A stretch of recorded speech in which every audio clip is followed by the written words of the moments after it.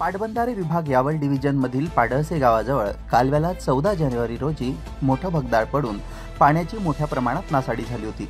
तेथील दुरुस्तीचं काम पाटबंधारेमधील यांत्रिकी विभाग करतोय की कोणी खाजगी कॉन्ट्रॅक्टर हे मात्र प्रश्नचिन्ह आहे। या कालव्याची लांबी 92 किलोमीटर असून 14 ते 15 किलोमीटर अंतरावर मोठं भगदाड पडल्यामुळे तेथील शेतकऱ्यांचं मोठं नुकसान होतंय। शासनाच्या नियमानुसार दर 6 महिन्यांनी याची देखभाल दुरुस्ती करणे गरजेचे असते, पण थेट कालव्यावर व्हिजिट दिली असता कालव्याची दयनीय अवस्था आढळून आली। साहेब, नाव काय आपलं? अमित विजय चौधरी, कनिष्ठ अभियंता। काय काम चाललेलं आहे सध्या इथं? कॅनलचा भराव फुटला होता, त्याची दुरुस्ती झाली। साधारण तरी किती दिवसापासून चाललेला असेल बरं हा? 4 दिवस झाले आता काम चालू। 4 दिवस झाले। हो। बरं, आणि काही टेक्निकली काही कारण माहिती आहे का फुटण्याचं? काही पायपिंग झाली होती पाण्याची पाईप, पाणी लिकेज झालं होतं खालून। आता आता भराव खचला। आपल्याकडे आता किती यंत्रणा चालू आहे सध्या स्थितीत? इथं मेकॅनिकलचं 3 मशिनरी चालू आहे आणि बाकी प्रायव्हेट आहे। बरं, शासनाची किती आहे आणि प्रायव्हेट किती? शासनाची 3 मशिनरी आहे, हां, 2 टिप्पर आहे। प्रायव्हेटचे 2 JCB, 1 रोलर आहे, 1 मशीन आहे आणि 2 टिप्पर। आपल्याकडे जे प्रायव्हेटचे 2 JCB डंपर बसलेले तिकडे, ते शासनाचे येते MS 15 पासिंगचे जे आहेत ते, त्यांना अशी सेफ्टी वगैरे काहीच नाही का? ते कायद्यात आहे का? ते का नियमबाह्य झालेलं वाहन आहे? ते युनिट आमचं नाही आहे। वाहन जे त्यांना मेकॅनिकल वाल्यांना विचारू शकता। वाहन जे आपल्याला दिलेले ते त्या बाबतीत तुम्हाला मेकॅनिकल वाले सांगू शकतात, आम्ही काही सांगू शकतो। बरं, ठीक आहे। आपलं वरिष्ठ कोण?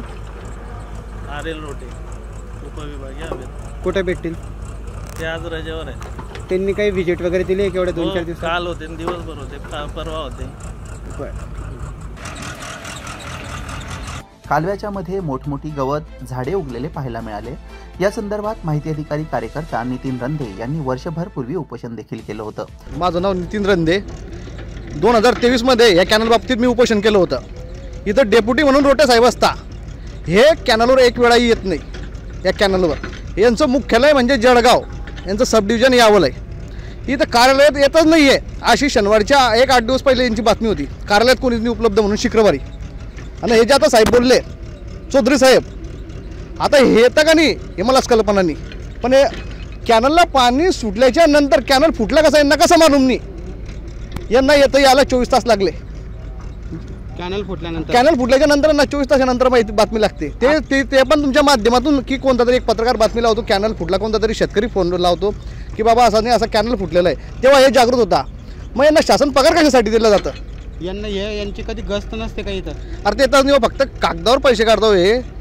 बरं, आपण उपोषण कशा संदर्भात केलं तर काय मुद्दा होता यांचा उपोषणाचा मुद्दा आपला असा होता, याचं गाळगाव हे दरवर्षी टेंडर काढता, 35 कोटींचं टेंडर आहे याच्यावरचं। आजपर्यंत इथे कोण अद्याप तिच्यावर कामच झालं नाही। काम झालं असतं तर अशी एक आतापर्यंत फुटला नसता कॅनल आणि शेतकऱ्यांना पाणी मिळालं असतं। आता आज शेतकरी पाण्यापासून वंचित आहे। यांचे जबाबदार म्हणजे हे अधिकारी।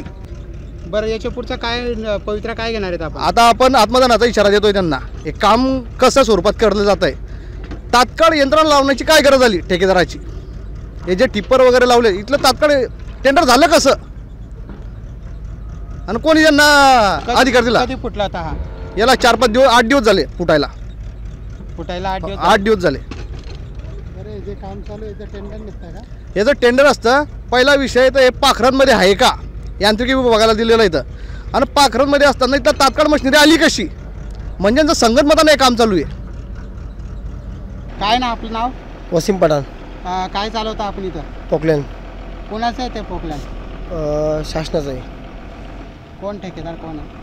आमचं ठेकेदार पगार करणारा हरून सेठ आहे। हरून सेठ।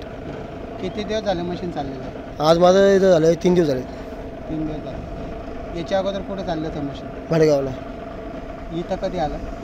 बुधवारी। किती तास चालतंय मशीन? 8 तास, 7-8 तास। काय कामासाठी आले तुम्ही इथं नेमकं? कॅनल फुटला होता त्याच्यामुळे इकडे आलो। वरून तर फुटलेला दिसत नाही आहे। नाही, घसरला होता खाली। खालून घेतला? हो। याचा अर्थ असा आहे की वर्षानुवर्षी याची दुरुस्ती होत नसावी, फक्त देखभाल दुरुस्तीचं बिल काढलं जातं अशी माहिती तेथील सूत्रांनी सांगितली। यावल विभागाच्या कार्यालयात अधिकारी आणि कर्मचारी कधीच आढळत नाही। कार्यालय जसे वाऱ्यावर असते असं चित्र दिसते। शासनाच्या नियमानुसार अधिकारी व कर्मचारी 24 तास नियुक्ती झालेल्या मुख्यालयामध्ये वास्तव्यास पाहिजे असतात, पण हे कर्मचारी जळगावात येऊन कायम रहिवास करत आहेत। आपला विभाग सोडून जाण्यासाठी वरिष्ठांची परवानगी सुद्धा घ्यावी लागते, याचे सुद्धा भान यांना राहिलेलं नाहीये। का हे वरिष्ठांच्या आशीर्वादाने सर्व चाललेलं आहे, हे मात्र प्रश्नचिन्ह आहे.